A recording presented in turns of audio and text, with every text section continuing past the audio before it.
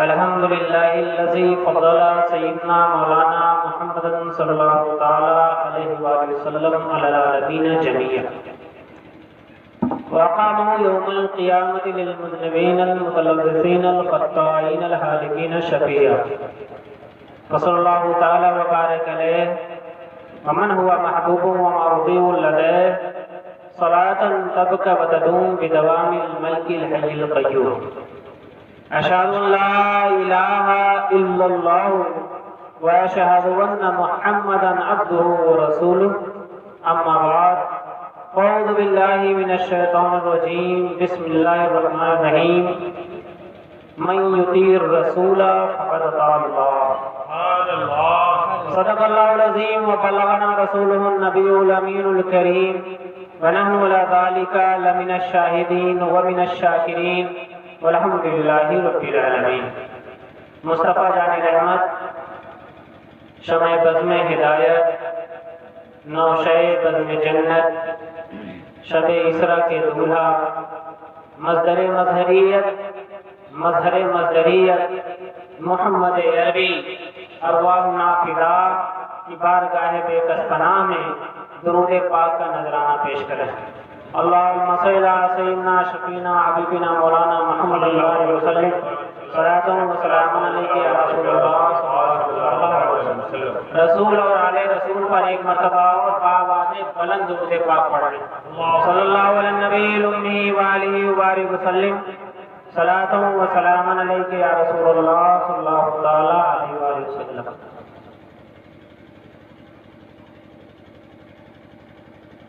مصطفیٰ خیر الورا ہو، مصطفیٰ خیر الورا ہو، سرورے ہر دو سرا ہو. یا رسول اللہ، اپنے اچھوں کا تصدر ہم بدوں کو بھی نباہو. اس کے پھر ہو کر رہیں ہم گر تمہیں ہم کو نہ چاہو. بد کریں ہر دم برائی، تم کہو ان کا بھلا ہو. ہم وہی بے شرم و بد ہیں، تم وہی کانے حیا ہو. ہم وہی قابل سزا کے، تم وہی کانے حیا ہو. تم پہ ہو واللہ تم پہ، جان و دل تم پر فدا ہو. تم پہ ہو واللہ تم پہ، جان و دل تم پر فدا ہو. اور تھے وسیلے سب نبی تم، اصل مقصود خدا ہو. پاک کرنے کو وضو تھے، تم نماز جاں فضا ہو. پاک کرنے کو وضو تھے، تم نماز جاں فضا ہو. سب تمہارے در کے رستے، ایک تم وصل خدا ہو. سب تمہارے آگے شافے، تم حضور کبریا ہو. سب تمہارے ہی خبر تھے، تم مؤخر مبتدا ہو. قبل ذکر زمان کیا جب رتبہ سابق آپ کا ہو. تم پہ ہو واللہ تم پہ، جان و دل تم پر فدا ہو. کیوں رضا مشکل سے ڈریے جب نبی مشکل کشا ہو. کیوں رضا مشکل سے ڈریے جب نبی مشکل کشا ہو. عزیزان گرامی قدر، ان کو کون کر دیتے؟ ہم اور آپ ایک نورانی محفل میں شرکت کی سعادت حاصل کر رہے ہیں. یقیناً وقت اتنا ہو گیا ہے کہ اب سنایا نہ جا سکے، اور آپ لوگ اگر سن رہے ہیں تو زبردستی ہی ہے. بھلے ہی آپ اپنا من بنا کر بیٹھے ہیں، لیکن اب رات اور کسے کہا جائے گا بتائیے؟ رات تو سونے کے لیے بیٹھے ہیں نا، تو اور کسے کہا جائے گا؟ ابھی 12 بج جائے گا تو دوسرا دن آ جائے گا. تو آپ یہاں جو بیٹھے ہیں، اس بیٹھنے کا بھی ثواب آپ کو مل رہا ہے. اور جو سن رہے ہیں، اس سننے کے مطابق اگر آپ عمل کرنے کا تحریہ کریں گے تو اس کا اجر و ثواب جو ملے گا وہ اللہ تبارک تعالیٰ کی رحمت پر ہے. وہ جسے چاہتا ہے بے حساب عطا فرماتا ہے. آقا صلی اللہ علیہ وسلم کی پیاری سی حدیث شریف ہے کہ گناہ کرنے والوں کے رزق حلال میں کمی کر دی جاتی ہے۔ آپ سوچیں گے کہ بہت سارے گنہگار ہیں اور بہت سارے خطا کار ہیں، ایک سے ایک لوگ ہیں، ان کو تو بہت رزق دیا جاتا ہے، اور یہ کہہ رہے ہیں کہ گناہ کرنے والوں کے رزق میں کمی کر دی جاتی ہے۔ تو ہم مسلمان ہیں، بچے ہیں کمی کرنے کے لیے؟ بہت سارے لوگ ایسے ہیں۔ تو حدیث شریف میں آتا ہے رزق حلال میں کمی ہو جاتی ہے۔ تو جو رزق حلال تلاش کر رہے ہیں، اگر ان سے گناہ سرزد ہو جاتا ہے تو اس سے اللہ ان کے رزق حلال میں کمی کر دیتا ہے۔ تو رزق حرام تلاش کرنے والے تو گناہ کر کے ہی حرام کر رہے ہیں، اب ان کا رزق وہ حرام والا مل رہا ہے۔ حلال رزق ملے، ایک وقت کی روٹی کافی ہے، اور حرام رزق سے پورا پیٹ بھر جائے تو ناکافی ہے، یہ جہنم کا کیا۔ اس لیے ہمیں اور آپ کو ثواب تلاش کرنا چاہیے۔ ثواب کہاں ملے، نیکیاں کہاں ملیں، اس کو تلاش کرنا چاہیے۔ ابھی آپ نے ماحول دیکھا، قرآن پاک کا یہ اعجاز ہے کہ چھوٹے چھوٹے بچے اس کو اپنے سینے میں محفوظ کر لیتے ہیں، اور آپ نے دیکھا کہ آپ کے امام صاحب نے ان بچوں کی حوصلہ افزائی کی، تو بچوں کی حوصلہ افزائی کی ہے تو آپ نے بھی ان کو خالی نہیں رکھا، آپ نے بھی ان کی حوصلہ افزائی کی ہے، اور یہ آپ کا حق بنتا ہے، آپ کا حق بنتا ہے کہ جو آپ کے بچے کی زندگی سنوار رہا ہو، آپ اس کا حق ادا کریں کہ آپ اس کی طرف توجہ کریں اور دیکھیں کہ میرے بچے کی زندگی سنوارنے والا کہیں بھوکا نہ رہ جائے، کسی کے سامنے ہاتھ نہ پھیلائے۔ اور یاد رکھیں، یہ قرآن سکھانے والے ہی آپ کے بچوں کی زندگی سنوار رہے ہیں، اور تو دوسرے علوم بالکل حاصل کیے جائیں، لیکن اگر قرآن و حدیث سے خالی ہو کر ان علوم کو حاصل کیا جائے گا تو علم تمہیں فائدہ نہیں پہنچائے گا بلکہ نقصان دے گا۔ اس لیے اپنے بچوں کو شروعاتی تعلیم یعنی قرآن مقدس کی تعلیم ضرور سے ضرور دیں، اور جس طریقے سے ایک معمولی کتاب انگلش پڑھوانے کے لیے یا دیگر کتابوں کو پڑھوانے کے لیے آپ اپنے بچے کے لیے دسیوں ہزار خرچ کر دیتے ہیں، اسی طریقے سے اگر مولوی اللہ کا خوف پا کر اللہ کا ڈر سامان رکھے ہوئے آپ کے بچے کو فری میں پڑھا رہا ہے تو آپ سمجھ لیں کہ آپ یہ تہیا کریں کہ ہمارے بچے کو جو قرآن پڑھا رہا ہے، دنیا کا سب سے بڑا علم دے رہا ہے، دنیا کی سب سے بڑی کتاب پڑھا رہا ہے، جس کے ذریعے سے دنیا بھی سمجھ جائے گی اور آخرت بھی سمجھ جائے گی، ایسے شخص کو ہم ایسا اتنا دیں کہ حق تو ادا ہی نہیں کر پائیں گے، لیکن کم سے کم دنیا میں وہ سر اٹھا کے جی سکے اور کسی کے سامنے اس کو ہاتھ نہ پھیلا۔ یہ ہمارا اور آپ کا فریضہ ہے۔ یہ علماء اللہ سے ڈر کر تمہیں قرآن کی تعلیم فری میں دیتے ہیں، کیوں؟ کیونکہ اللہ تبارک تعالیٰ سے یہ ثواب کی امید رکھتے ہیں، اللہ تبارک تعالیٰ سے یہ امید رکھتے ہیں یہاں مجھے کوئی اجرت دے یا نہ دے، کل اس کی اجرت ہمیں جنت عطا کی جائے گی، اور کل میدان محشر میں ہمیں وہ اعزاز عطا فرمایا جائے گا۔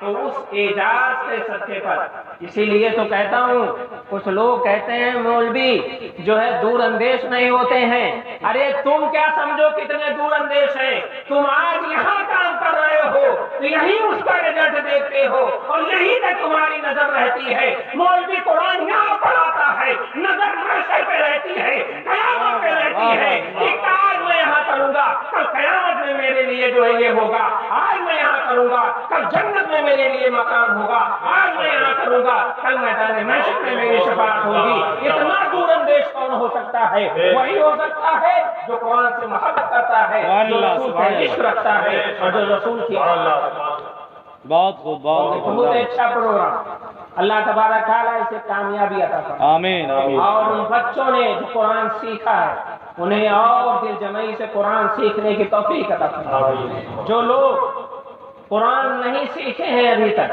اگرچہ وہ جوان ہیں، اگرچہ وہ بوڑھے ہو گئے ہیں، لیکن قرآن سیکھنے کی کوئی عمر نہیں۔ جب سے آپ راہ پر آ جائیں، آپ کے لیے علماء تیار ہیں، بڑے لوگ بھی نہ شرمائیں، وہ الگ سے کسی وقت میں آ کر پڑھ کر اپنے سینے میں وہ قرآن بٹھا لیں۔ یقین مان لیجئے قرآن کیا ایسا فیضان ہے کہ آقا صلی اللہ علیہ وسلم ارشاد فرماتے ہیں جو قرآن کا ایک حرف پڑھتا ہے اسے ایک نیکی عطا کی جاتی ہے، جو دو پڑھتا ہے تو دو نیکیاں عطا کی جاتی ہیں۔ اور آقا صلی اللہ علیہ وسلم ارشاد فرماتے ہیں الف ایک نیکی ہے، ایک حرف ہے، لام ایک حرف ہے، میم ایک حرف ہے، یعنی الف لام میم کی طرف اشارہ کر کے مصطفیٰ جان رحمت نے ارشاد فرما دیا الف لام میم کا کوئی معنی نہیں سمجھتا ہے۔ پتہ چلا قرآن کو بغیر سمجھے بھی اگر کوئی پڑھے گا اسے نیکیاں عطا کی جائیں گی اور اس کی بخشش ہو جائے گی۔ سمجھ کر پڑھو گے تو زندگی سمجھ جائے گی، سمجھ کر پڑھو گے تو دنیا میں جینے کا شعور آ جائے گا، سمجھ کر پڑھو گے تو تجارت کرنے کا ڈھنگ آ جائے گا، سمجھ کر پڑھو گے تو عورتوں کے ساتھ کیسا سلوک کرنا چاہیے یہ طریقہ آ جائے گا، سمجھ کر پڑھو گے تو والدین کے ساتھ کیسے برتاؤ کرنا چاہیے یہ شعور آ جائے گا، سمجھ کر پڑھو گے تو دنیا میں ترقیاں ہوگی، سمجھ کر پڑھو گے یہ ساری چیزیں تمہارے لیے ہوں گی۔ لیکن اگر بغیر سمجھے بھی پڑھو گے تب بھی تمہارے لیے ترقیاں ہیں اور تمہیں نیکیاں ملیں گی، کل میدان محشر میں کام آئے گی۔ اس لیے جو قرآن نہیں پڑھے ہیں وہ آج اسی محفل میں تہیہ کریں اور عزم مصمم کریں اور پکا وعدہ کریں اور عہد کریں کہ انشاءاللہ العزیز کل ہی سے میں قرآن پاک حافظ صاحب کے پاس آ کر پڑھوں گا اور بغیر شرمائے۔ شرمانے کی کیا بات ہے؟ جب کوئی بڑی چیز آدمی اٹھاتا ہے تو فخر کرتا ہے۔ آپ اگر ابھی باٹنی کی کتاب یا فزکس کی کتاب یا کیمسٹری کی کتاب BSc کی لے لیں گے، اپنے ہاتھ میں سے لیے رہیں تو اترا کر چلیں گے کہ ہمارا دیکھ رہے ہیں BSc کی کتاب ہے، باٹنی لیے ہوئے ہیں، بلکہ ایسے پکڑیں گے تاکہ لوگ دیکھیں کہ یہ باٹنی ہے اور یہ پڑھنا جانتا ہے۔ یہ سب کتابیں اگر سمجھ کر نہ پڑھی جائیں تو ایک چیپٹر سے زیادہ کوئی نہیں پڑھتا ہے۔ جب تک سمجھ میں آئے گی تب تک پڑھی جائے گی، اور جیسے سمجھ میں نہ آئی ویسے پڑھنا بند۔ لیکن قرآن ایسی کتاب ہے کہ دنیا میں سب سے افضل و اعلیٰ، اور کیوں نہ ہو کہ وہ اعلیٰ کی کتاب ہے، یعنی خدا برتر و بالا کا کلام ہے، اور جو سب سے برتر و بالا ہے اس کا جو کلام ہوگا وہ بھی سب سے برتر و بالا ہوگا۔ تو قرآن پڑھنا یہ فخر سمجھنا چاہیے کہ آج میں ایسی کتاب لیا ہوں جو دنیا میں سب سے زیادہ پڑھی جاتی ہے اور جو سب سے اعلیٰ و افضل ہے، اس سے افضل کوئی کتاب نہیں ہے، ہمیشہ باقی رہنے والی کتاب آج میں پڑھنے جا رہا ہوں۔ تو آپ لوگ آج کے اس محفل سے یہ تہیہ کر کے اٹھیں گے انشاءاللہ العزیز، جو قرآن پڑھے ہیں وہ روزانہ تلاوت کریں گے، اور جو نہیں پڑھے ہیں وہ پڑھنے کا جو ہے پورا پکا وعدہ اور ارادہ کر کے آج یہاں سے اٹھیں گے۔ اگر آپ نے اتنا کر لیا تو ہمارا آنا یہاں کامیاب ہوگا، اور آپ کے اس پڑھنے سے آپ کو بھی ثواب ملے گا، حافظ صاحب کو بھی ثواب ملے گا، ہم لوگوں کو بھی ثواب ملے گا، اور آپ کے ثواب میں کوئی کمی نہیں ہوگی۔ تو قرآن شریف کل سے پڑھی جائے گی نا زوردار انداز میں انشاءاللہ تعالی، پڑھیں گے نام قرآن پاک انشاءاللہ العزیز۔ اور جب ایسی کتاب ہے تو پڑھنا ہی چاہیے نا۔ شب برات جمعہ کا دن گزار کر جو رات آئے گی وہ شب برات ہے کہ نہیں؟ تھوڑی دیر اس پر بھی میں بولوں گا، آپ لوگ اگر سننا چاہیں گے تک انشاءاللہ عنایت وغیرہ، کیونکہ زبردستی سنانے کا عادی بھی نہیں ہوں اور سنا پاتا بھی نہیں ہوں۔ مقرر ہوتا تو اپنی تقریر سے آپ کو جگاتا بھی، آپ کو سناتا بھی، لیکن اپنی تقریر سے آپ کو جگانے کا کام نہیں کر پاتا۔ ٹھیک ہے، آپ جاگنے کا کام کرتے رہیے تو تھوڑی دیر ہم آپ کو سنا سکتے ہیں، ہے نا؟ تو جاگنے کا کام آپ کا اور سنانے کا کام میرا۔ شب برات چھٹکارے کی رات ہے۔ قرآن پاک کی آیت کریمہ جو ہم نے پڑھا اور ابھی مجھ سے پیشتر جو تقریر ہوئی ہے، اللہ اور اس کے رسول کی اطاعت پر، تو مناسب سمجھا کہ وہی آیت پڑھی۔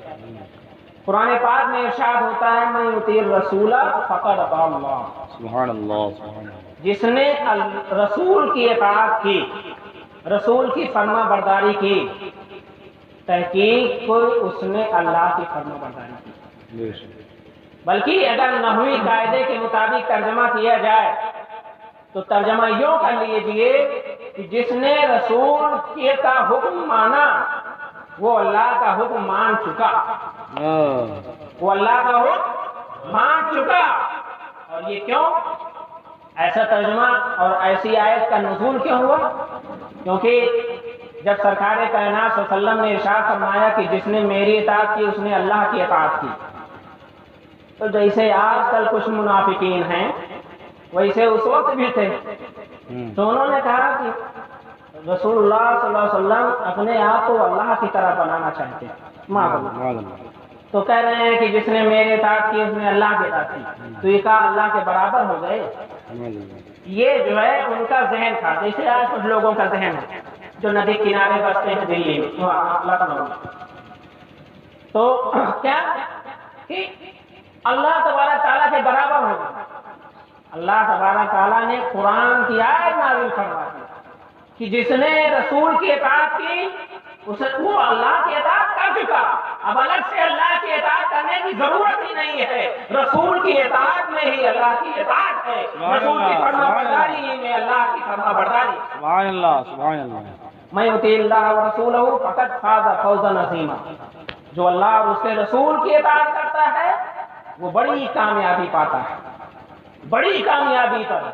اور اس کو مثال سے میں سمجھانا چاہوں گا آپ کو کہ یہ فارمیلٹی نہیں، میں رسول کو بہت مانتا ہوں، ان پہ مر مٹنے کا جذبہ کل بھی تھا اور آج بھی ہے، یقیناً مسلمانوں سے حسن ظن یہی ہونا چاہیے کہ رسول کے دین پر مر مٹنے کا جذبہ کل بھی تھا اور آج ہے، لیکن صرف زبان سے کہنے کا نہیں، اس کو فارمیلٹی سے دور ہو کر حقیقت میں آنا پڑے گا کہ رسول پر مر مٹنے کا جذبہ کیا ہے۔ اذان ہو اور نماز کی طرف نہ جائیں اور پھر کہیں کہ رسول سے مر مٹنے کا جذبہ کل بھی تھا اور آج بھی، ماں باپ کو ستائیں اور کہیں کہ رسول پر مر مٹنے کا جذبہ کل بھی تھا اور آج بھی، ہم رسول کے عاشق ہیں، رسول کے عاشق ہو تو آؤ دکھاؤ کہ رسول کا عشق کسے کہتے ہیں اور رسول کا عاشق کسے کہتے ہیں۔ واہ واہ واہ واہ۔ بناتے ہو حلوہ نا، کس کے نام سے فاتحہ دلاتے ہو؟ ویسے کرنی رضی اللہ تعالیٰ عنہ، ویسے کرنی تابعی کیا ہے؟ تابعی۔ آپ لوگ جو کہوں وہ بولیے گا میں پڑھا رہا ہوں، پڑھانے کا کام ہے، تو ہاں جہاں اعتراض ہو وہاں پوچھ بھی سکتے ہیں، کلاس چل رہی ہے، ٹھیک ہے؟ ہاں، تو رسول یہ تابعی اسے کہتے ہیں جو صحابہ سے ایمان کی حالت میں ملاقات کرے اور ایمان ہی کی حالت میں دنیا سے رخصت ہو جائے، وہ تابعی۔ اور صحابی اسے کہتے ہیں جو رسول سے ایمان کی حالت میں ملاقات کرے اور ایمان کی حالت میں رخصت ہو جائے۔ تو اور تمام انبیاء و مرسلین کے بعد روئے زمین پر سب سے بڑا مرتبہ صحابیوں کا، اصحاب رسول کا سب سے بڑا مرتبہ ہے، رسول کے ساتھیوں کا سب سے بڑا مرتبہ ہے، یہاں تک کہ حضرت امیر معاویہ رضی اللہ تعالیٰ جو صحابی رسول ہیں ان کے بارے میں اور عمر بن عبدالعزیز کے بارے میں سوال ہوتا ہے کہ عمر بن عبدالعزیز متقی پرہیزگار خلافت راشدہ قائم کرنے والے ہیں، تو کیا امیر معاویہ سے وہ افضل ہیں؟ تو کہا جاتا ہے امیر معاویہ کیونکہ صحابی ہیں اور مصطفیٰ کے ساتھ میں وہ جو گھوڑے دوڑائے ہیں ان گھوڑوں سے کی ٹاپوں سے جو دھولیں ہوئی ہیں اس دھول کے برابر بھی غیر صحابی نہیں ہو سکتا ہے، صحابی کے برابر کیسے؟ واہ واہ واہ، بے شک بے شک، یہ مرتبہ ہے صحابی کا۔ اور صحابی کے بعد تابعی، صحابی کے بعد تابعی۔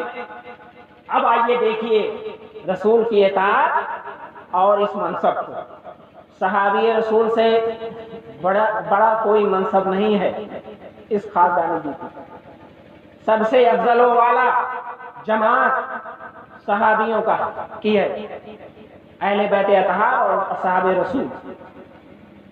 लेकिन हजरत उवैसे करनी के बारे में आपने सुना कि वो ताबई है, मुस्तफ़ा जाने रहमत सल्लल्लाहु अलैहि वसल्लम के जमाने में मौजूद है, लेकिन हुजूरे कायनात सल्लल्लाहु अलैहि वसल्लम से मुलाकात नहीं की।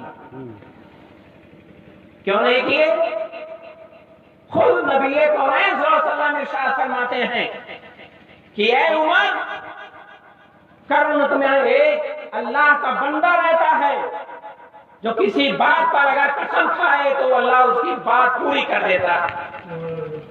उसके जिस्म पर एक सफेद दाग है और अल्लाह उसे अपना महबूब रखता है, वो दीवाना है, आशिक है मेरा। जब उससे मिलो तो मेरी उम्मत के लिए बख्शिश की दुआएं करवा लेना। किससे कहा जा रहा है? हजरत उमर से। कौन कह रहा है? मुस्तफा जाने रहमत कह रहे हैं। किसके बारे में कह रहे हैं? वैसे करनी रज़ियल्लाहु ताला अन्हु के बारे में कह रहे हैं। नबी सहाबी से एक ताबई के बारे में फरमा रहे हैं कि ऐ उमर, और वो भी वो उमर जिनके आदा पे शहदा सकर, उस खुदा दोस्त कुदरत पे लाखों सलाम। वो उमर जिनके बारे में मुस्तफा इरशाद फरमाए सल्लल्लाहु अलैहि वसल्लम कि ऐ उमर, तुम अपनी तलवार न निकाला करो, अर्शे मुअल्ला हिल जाया करता। वो उमर जिनके बारे में नबी कौनैन सल्लल्लाहु अलैहि वसल्लम इरशाद फरमाए, ये उमर है आसमान में जितने तारे हैं उनके बराबर इनकी नेकियां। वो उमर फारूक रज़ियल्लाहु ताला अन्हु से कहते हैं, ऐ उमर, जब वैसे करने से मिलना तो मैं अपने बख्शिश की दुआ और मेरे उम्मत की बख्शिश की दुआ। सुभान अल्लाह, सुभान अल्लाह। अब बताइए, दूसरी हदीस शरीफ में आता है कि वैसे करनी अल्लाह के वो बंदे हैं कि अल्लाह तबारक ताला रबी, एक कौम की बनी रबिया, उस कौम में भेड़ और बकरियां बहुत ज्यादा रहती थी और बालों वाली। फरमाते हैं कि उस कौम के भेड़ और बकरियों के बराबर अल्लाह तबारक ताला उनके सदके से और उनकी दुआ के सदके से हमारी उम्मत की बख्शिश फरमाए। बेशक बेशक। वो ऐसे करनी, ये इतना बड़ा मनसब, लेकिन नबी से मुलाकात करने नहीं गए, नबी से मिले नहीं। क्यों नहीं मिले? तो आका सल्लल्लाहु अलैहि वसल्लम खुद इरशाद फरमाते हैं, वो मुझसे मिलना चाहता है लेकिन उसके पास एक बूढ़ी माँ है जिसकी खिदमत ने उसे मुझसे मिलने से रोक दिया। माँ की खिदमत ने इतना बड़ा मनसब पाने से रोक दिया कि थोड़ी दिन आके देख लेते तो रसूल कायनात सल्लल्लाहु अलैहि वसल्लम को देखते तो सहाबी हो जाते, लेकिन वो ऐसे करनी जान रहे हैं। हकीकत में मुस्तफा जाने रहमत से मोहब्बत उनकी फरमाबरदारी है और मुस्तफा ने फरमा दिया है कि अपने माँ बाप की खिदमत करके जन्नत हासिल कर लो, क्योंकि तुम्हारे माँ बाप के कदमों के नीचे जन्नत। सुभान अल्लाह, सुभान अल्लाह। ये फरमान उनके सामने था, वरना आज हम लोगों की तरह होते तो माँ यहाँ खाने को नहीं पाती है, हम अजमेर में चादर पे चादर चढ़ाते रहते हैं। माँ बाप यहाँ घर में नहीं रहते और पीर साहब के लिए एक अलग से कमरा बनाकर उनके मुरीदी में अपना नाम लिखाने के लिए तैयार रहते हैं। ये फॉर्मेलिटी सिर्फ ये बता रही है कि ये रियाकारी है, मक्कारी है, हकीकत से इसका कोई वास्ता नहीं है। हकीकत से वास्ता देखना है तो वैसे करनी को देखो, नबी को देखने के लिए तड़प रहे हैं, नबी से मिलने के लिए तड़प रहे हैं, लेकिन सामने एक बूढ़ी माँ है, ज़ईफ़ा माँ है, बीमार है और उसको छोड़कर जाना भी नहीं चाह रहे हैं। तो नबी से मुलाकात को माँ की ईमानदारी पर नबी की मुलाकात को कुर्बान कर देते हैं वैसे करनी, सिर्फ इसलिए कि इसमें नबी की इताअत है, इसमें नबी की फरमाबरदारी है, और जो नबी की फरमाबरदारी करेगा वो खुदा की फरमाबरदारी करेगा और वही कामयाब होगा, वही कामयाब। बेशक बेशक बेशक, सुभान अल्लाह। अब यहाँ से समझ में आ गया कि रसूल से मोहब्बत का मकसद क्या है? रसूल की फरमाबरदारी। रसूल से मोहब्बत का मकसद ये वैसे करनी हमें बता रहे हैं। اور جانتے ہو ان کی بوڑھی ماں سیفہ تھی تو ان کی خدمت میں ہمیشہ رہتے تھے اور وہ ویسے کرنی خدمت میں ایسے رہتے تھے جانتے ہو رات میں جب عبادت کرنے کے لیے کھڑے ہوتے تھے تو ارشاد فرماتے تھے آج رکوع والی رات تو پوری رات رکوع میں رہتے تھے اللہ اکبر اللہ کہتے آج قیام والی رات ہے تو پوری رات قیام میں رہتے اور قرآن کی تلاوت میں پوری رات ایک قیام میں ختم ہو جاتی کبھی رکوع کہہ کر کبھی کہتے آج سجدے والی رات ہے تو پوری رات ایک ہی سجدے میں رہتے ایک بار ان سے پوچھا گیا کہ آپ کے اندر یہ طاقت کیسے آتی ہے کیونکہ کھانے پینے میں بھی آپ ایک دم دیوانہ تھے آپ کو دیکھ کر لوگ ہنستے تھے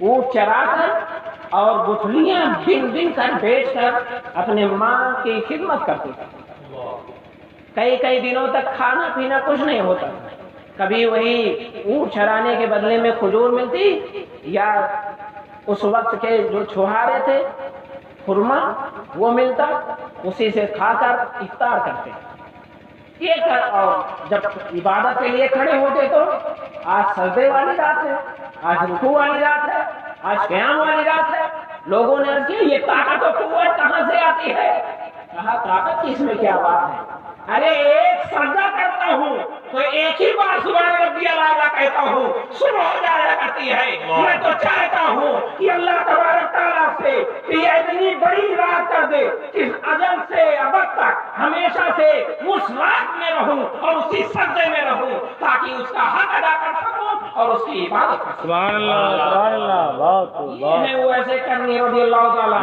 بہت جو اپنی عبادت بھی کر رہے ہیں اور ماں کی ضرورت بھی پوری کر رہے ہیں اور ماں کی خدمت کی وجہ سے مصطفیٰ جان رحمت سے ملاقات کر رہے ہیں اور آج ہم لوگ جاتے ہیں تو چادر نہیں چوکھٹا بھی چوماتے اور ہمارے بھائی کیا بتائیں ان کو کہ مزار پہ جاتے ہیں تو وہاں پیر دباتے ہیں بزرگ اللہ رحم فرمائے وہ بزرگ وہ ولی اللہ ولی اللہ جو قبروں میں لیٹے ہوئے ہیں تم آرام دو گے تو وہ آرام پائیں گے ارے ان کی قبروں میں وہ فتح ہیں اور وہ بہاریں ہیں وہ خوشبو ہے اعلیٰ حضرت کو ارشاد فرماتے ہیں تمہاری اگر بتی کی خوشبو ان کو ضرورت نہیں ہے اگر وہ نیک ہے تو ان کی قبروں میں جنت کی خوشبو آتی ہے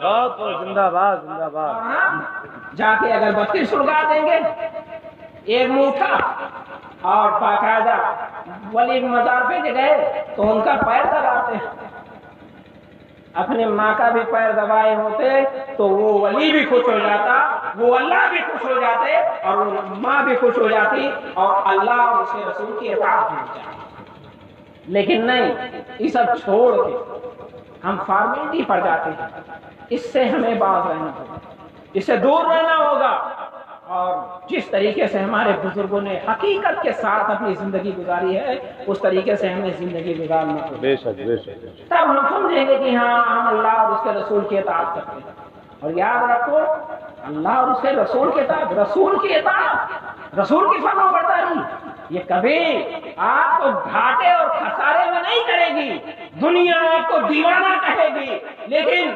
دیوانے کی نظروں کو جہاں دیکھ رہے ہیں دیوانہ نظارے کہاں دیکھ رہے ہیں وہ دیوانے حضرت عمر فاروق کیونکہ یہ حدیث سن چکے تھے تو آپ نے اپنے زمانے میں ان کو تلاش کیا ابو بکر صدیق کے زمانے میں بھی تلاش کیے گئے ویسے کرنی نہیں ملے حضرت عمر فاروق کے زمانے میں کرن سے ایک گروہ آیا تو عمر فاروق نے کہا کہ کرن والے جو ہیں کھڑے ہو جائیں تو ایک صاحب کھڑے ہوئے تو کہا کہ تم اویس کرنی کو جانتے ہو ان کا نام عبداللہ تھا اور ان کے والد صاحب کا نام عامر تھا تو عبداللہ ابن عامر بھی کیا کہے جاتے تھے تو انہوں نے کہا حضور امیر المومنین وہ ایک معمولی چرواہا ہے اس کے بارے میں آپ پوچھنا آپ کے شایان شان نہیں ہے آپ کسی اور چیز کے بارے میں پوچھئے، اس معمولی چرواہے کے بارے میں پوچھتے ہیں؟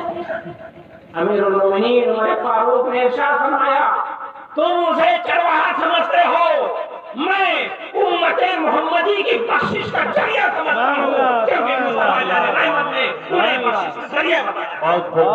بہت زندہ باد عمر فاروق پتہ لیتے ہیں اور ویسے کرنی سے ملنے کے لیے جاتے ہیں، اور ملنے کے لیے عمر فاروق اور مولا کائنات جاتے ہیں، اور یہ بات حضرت عمر فاروق سے آقا صلی اللہ علیہ وسلم نے ارشاد فرمایا تھا کہ جانا اور ویسے کرنے سے میری امت کے لیے بخشش کی دعا کرو۔ سوچو ہر موقع پر آپ کو یاد کیا ہے مصطفیٰ نے، دعا اس کی ان کی قبول ہوتی ہے تو میری امت کے لیے دعا کروا دو، ان سے بھی وہ اللہ کے محبوب بنتے ہیں، میری امت کے لیے بخشش کی دعا کروا ہر جگہ۔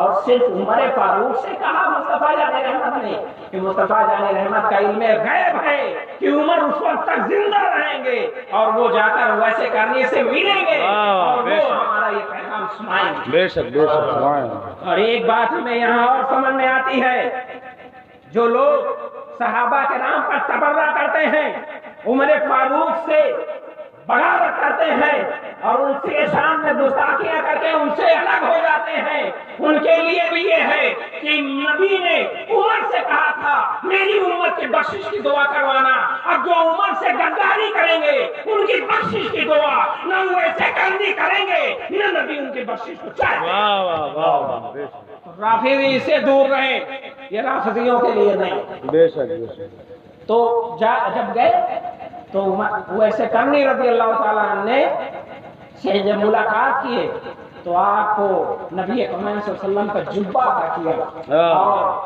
آپ نے اس کو لیا اور ارشاد پھر فرمایا حضرت عمر فاروق نے کہ نبی کی امت کے لیے بخشش کی دعا کر دیجیے۔ بے شک بے شک۔ تو حضرت ویسے کرنی وہ یہ سب تو چاہتے نہیں تھے، لیکن جبہ مبارکہ جب ان کے ہاتھ میں آیا تو انہوں نے کہا کہ یہ رب کی مشیت ہے، مصطفیٰ جان رحمت کا جبہ میرے ہاتھ آیا ہے، آپ تنہائی میں جاتے ہیں اسے پہنتے ہیں اور سامنے رکھتے ہیں اور پھر اسی کے صدقے سے دعا کرتے ہیں اور سجدے میں گر جاتے ہیں، سجدے میں اتنی دیر تک رہتے ہیں کہ ان لوگوں کو احساس ہوتا ہے کہ شاید ان کی روح نکل گئی ہے، جا کر جب ہلاتے ہیں تو انگوٹھا ہلتا ہے تو سمجھ جاتے ہیں کہ نہیں ابھی موجود ہیں، اور جب سجدے سے اٹھتے ہیں تو کہا جاتا ہے اتنا لمبا سجدہ آپ نے کیا، وہ ایسے کرنے کہتے ہیں آج اگر آپ لوگ میرے پیروں کو جنبش نہ دیے ہوتے تو جب تک ہم سارے امتی بخش نہ دیے جاتے تب تک میں سجدے میں رہتا اور اللہ سے دعائیں۔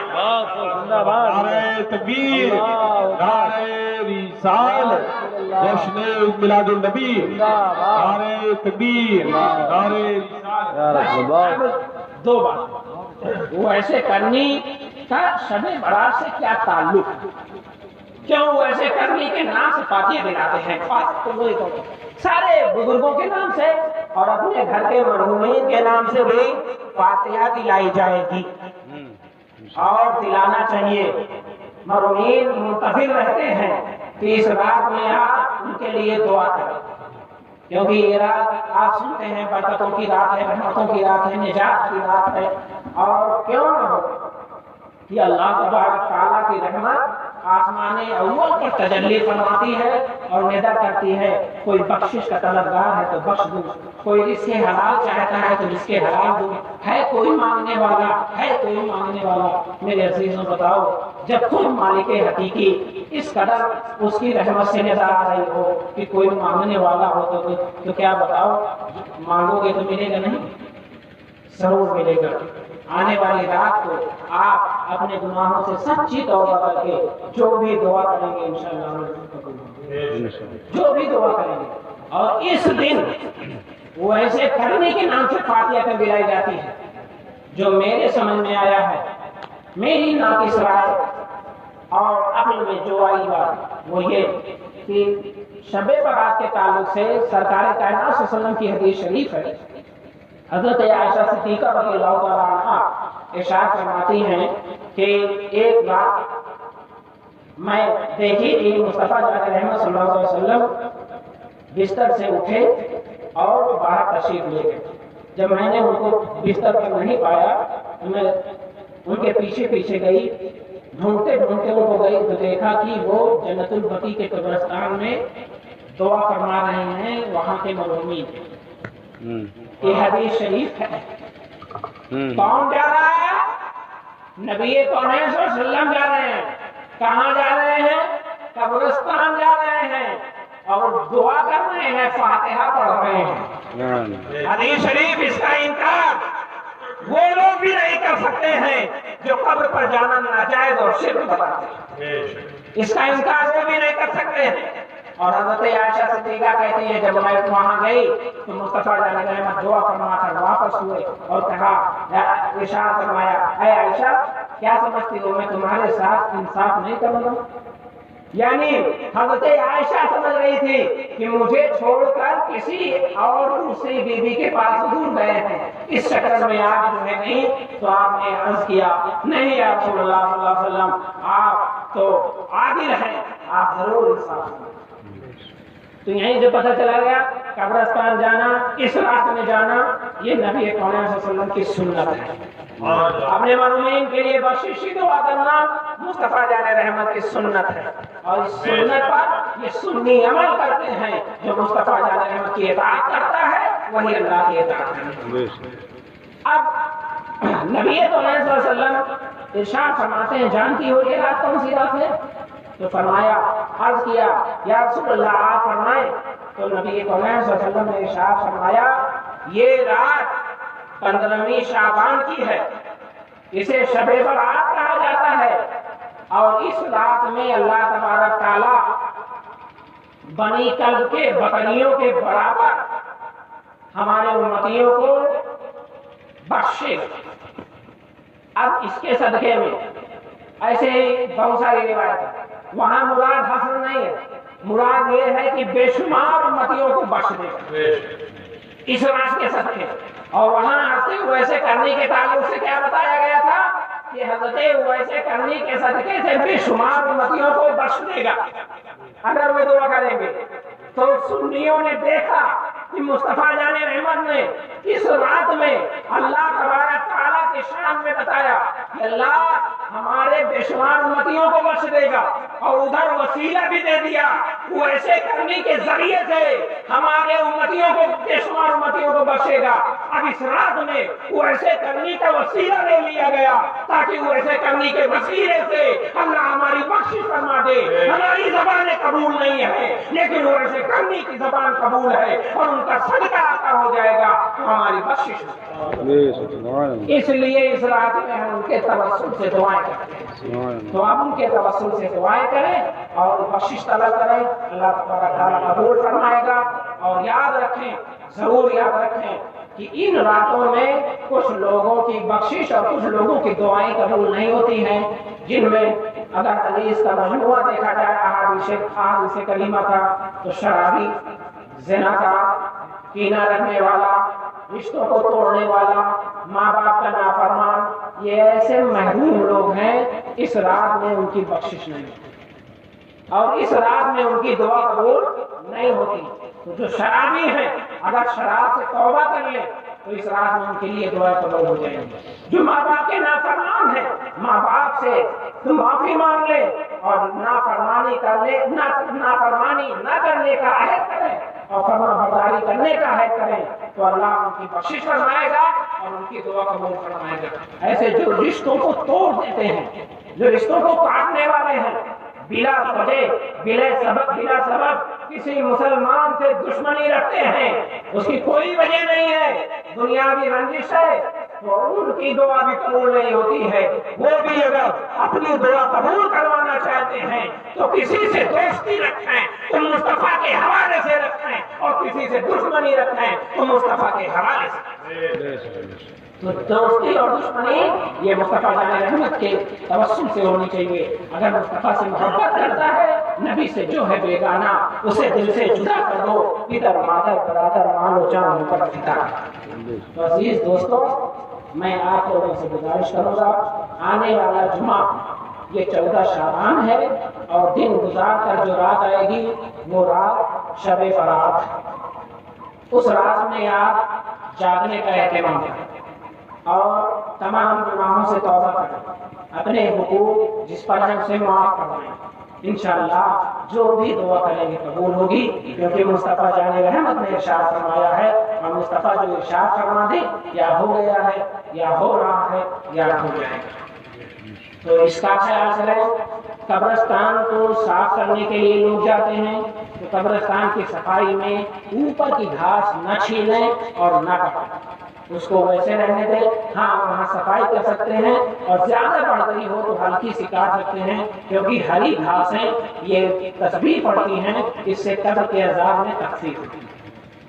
اور موم بتی اور اگربتی قبرستان میں نہ لگائیں، اور اگر موم بتی کی ضرورت ہو، کہاں ضرورت ہوگی کہ لوگ آ جا رہے ہیں تو راستے میں اندھیرا ہے، ان کو تکلیف نہ ہو، تو ایسی جگہ پر موم بتی لگائیں جہاں سے وہ گزرنا ہو ان کو، اور وہاں لائٹ کا انتظام نہ ہو۔ اور آگ لے کر، کیونکہ موم بتی آگ ہے اور اگربتی میں بھی آگ ہے، اعلیٰ حضرت عظیم البرکت فرماتے ہیں جو لوگ آگ لے کر سامنے جاتے ہیں اس میں یہ فاگ نکلتی ہے کہ یہ جو ہے دل سے تو ان کی دعا کے لیے جا رہے ہیں، لیکن عمل ان کا ایسا ہو رہا ہے کہ آگ دکھا رہے ہیں، یعنی جہنم کی طرف لے جا رہے ہیں۔ اسی لیے آپ پھول اگر لے جا سکے تو پھول لے جائیں، تاکہ یہ نیک پھال ہوگا جنت میں پہنچانے کا اور جنت کی خوشبو کے آنے کا۔ تو اگر بتی وغیرہ وہاں سلگائی جاتی ہے جہاں لوگ تلاوت کر رہے ہوں اور ان کو خوشبو کی ضرورت، مطلب وہاں خوشبو پہنچائی جائے، اور اگر کوئی تلاوت کرنے والا نہیں ہے تو وہاں اگر بتی سلگانے کی ضرورت نہیں ہے۔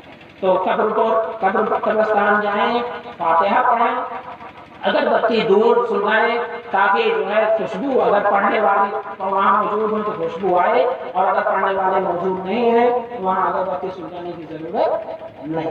تو اس کا خیال کریں اور اپنے ماں باپ کا پورا لحاظ کریں، کیونکہ وہ ایسے کرنی نے اتنا لحاظ کیا کہ آپ ماں کی خدمت میں، رسول کے اطاعت میں ماں کی خدمت کی ہے، تو اللہ نے آپ کو وہ مرتبہ عطا فرمایا کہ صحابہ کرام بھی آپ کی رشک کرتے ہیں۔ تو یہ کریں آپ، اور اپنے رشتہ داروں، اپنے دوست احباب سے اپنا تعلق بنائیں۔ اگر کوئی آپ سے غلطی ہو گئی ہے دین کے خاطر، اگر آپ کو اتنا جھکنا پڑے بلکہ زمین تک جھکنا پڑے تو آپ کو زمین تک جھک جانا چاہیے کہ آپ کی وجہ سے آپ کو مسلمان بھائی تکلیف میں نہ ہو۔ تو اس کا خیال کریں، قرآن پاک کی خوب تلاوت کریں، سب کے لیے بخشش کی دعا کریں، مجھ گنہگار کے لیے بھی آپ دعا کریں کہ بخشش و مغفرت فرمائے اللہ، اور زبان میں تاثیر عطا فرمائے، علم نافع عطا فرمائے، عمل صالح کی توفیق عطا فرمائے، اور ہماری ماں بہنیں بھی خوب تلاوت کریں گھروں میں بیٹھ کر، اور گھروں میں ہی رہ کر عبادت کریں کہ عورتوں کی عبادت کعبہ میں کرنے سے بہتر ہے کہ وہ چھپ کر کریں، اسے کعبہ سے افضل مانا گیا ہے۔ حرم پاک میں اسی لیے کہا جاتا ہے کہ کعبہ میں پڑھنے سے ایک نیکی کا 1,00,000 نیکیاں ملتی ہیں، لیکن عورت اگر چھپ کر اپنے کمرے میں پڑھ رہی ہے تو اس سے زائد نیکیاں اسے عطا ہوں گی، کیونکہ اس کو وہی ہوتی ہے۔ تو عورتیں گھروں میں بیٹھ کر نماز پڑھیں، کتاب پڑھیں، اور اپنے بچوں کے لیے دعا کریں، اپنے گھر کو جنت بنانے کی کوشش کریں، اور تمام عالم کے لیے دعا کریں، اپنے مرحومین کے لیے دعا کریں۔ یہی گزارش ہے، یہی التجا ہے، اور یہی چاہیے بھی۔ حلوہ کھانا مقصد نہیں ہے، حلوہ اس لیے بنایا جاتا ہے کہ وہ میٹھا، اور میٹھا سرکار کو پسند ہے، تو ایسی چیز بنائیں جو سرکار کو پسند ہے تو اسے بنا کر ہم پیش کر دیں۔ یہ نہیں ہے کہ حضرت ویسے کرنے نے دانت توڑ دیا تھا تو اس لیے حلوہ کھائے تھے اس لیے حلوہ، ان کے بارے میں جہاں تک میں نے پڑھا صرف اتنا پڑھا کہ وہ گٹھلیاں کھا لیتے تھے کبھی کبھی، اور کبھی کبھی وہی میٹھا وہ کھجور اور چھہارے کھا لیتے ہیں، تو اتنا کھاتے تھے وہ، اور وہ بھی تھوڑا بہت، اور ان کے بیان میں پتیلا جو ہے حلوہ بنا ڈالو، نہ عبادت، نہ قرآن، نہ تلاوت، نہ نماز، تو بیکار ہے۔ ان سے محبت کرو، حلوہ بھی بناؤ، کھاؤ بھی، لیکن روزہ بھی رکھو اور نماز بھی پڑھو۔ 2 دن روزہ رکھنا ہے، 15 شعبان کا روزہ یہ مستحب اور افضل ہے، اور حضرت عائشہ صدیقہ فرماتی ہیں نبی کریم صلی اللہ علیہ وسلم اسے بڑی آرزو کے ساتھ رکھتے تھے، بلکہ شعبان بھر روزہ رکھتے تھے۔ تو 15 شعبان یعنی جمعہ اور سنیچر کا روزہ رکھیے، اور جمعہ کا دن گزار کر جو رات آئے رات جاگیے، اور سب کے لیے دعا کریے اللہ تبارک تعالی ہمیں اور آپ کو تمام آفات و بلیات سے محفوظ فرمائے، تمام مسلمانوں کی عزت و آبرو کی حفاظت فرمائے، مذہب حق اہل سنت و جماعت مسلک اعلی حضرت پر قائم اور دائم رکھے، اور اسی پر حسن خاتمہ عطا فرمائے۔ چاہتے ہو گر بدلا ہوا پردہ کا رنگ، سارے عالم پر چھڑک دو گنبد خضرا کا رنگ۔ السلام علیکم ورحمۃ اللہ وبرکاتہ۔